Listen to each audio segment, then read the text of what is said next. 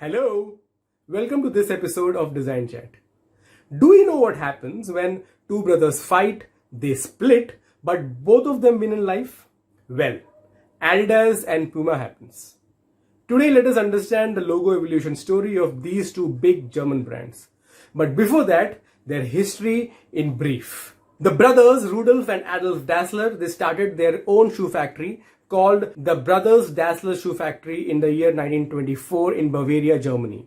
Now this business ran successfully till 1948, but then they had a bitter fight and then they decided to split this entity into two. Thus in 1949 was born Adidas, owned by Adolf Dassler, whereas Rudolf decided to call his company Puma. Of course, the term Adidas comes from the first parts of the owner's name, which is Adolf and Dassler put together. Now take a look at this logo. It is typical of all the logos designed in those days, wherein the designer would want to cramp in all sorts of information into one tiny little small space. Now this logo, it has the brand name, the description of the product right underneath, which is the term sports shoe, which is written.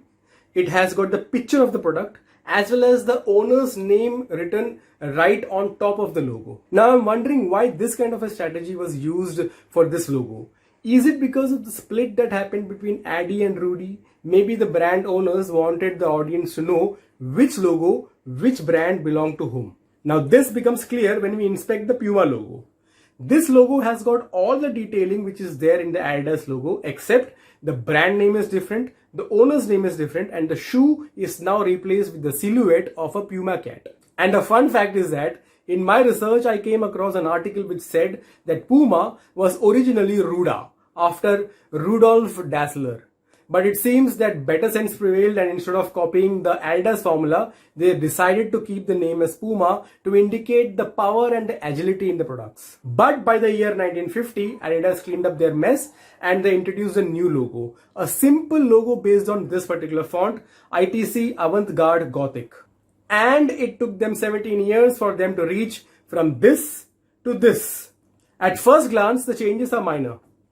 The ascenders of the D are now made shortened. The top ends of the A are now made blocky, and the dots are now squared off. Small changes, right? But just take a look at this logo type. Do you notice something? I'll tell you what I notice. I see a lot more adherence to proportions and a lot more visual balance. There's a lot of stability in the way this particular logo type is created. A logo is the face of your brand, and it has to work at the subconscious level.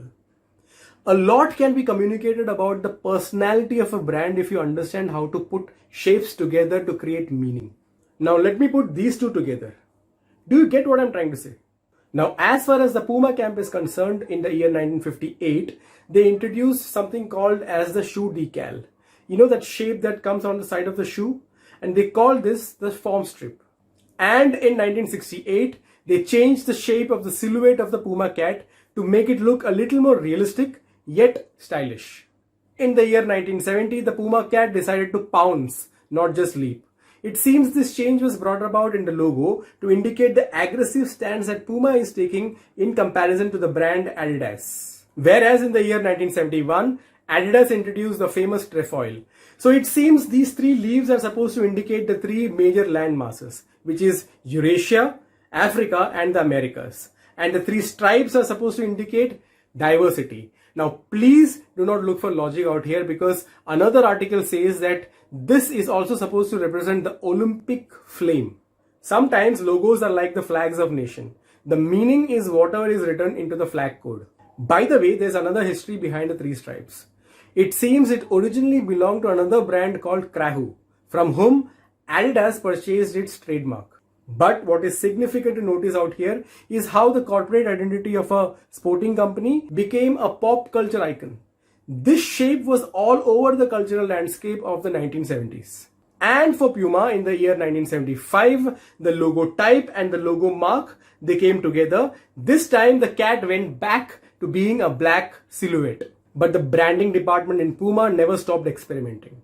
They first came up with this, then this, and then this soup of a logo where everything they had was put together. But thankfully in the year 1985, they put a stop to this and they settled for this logo, but in red.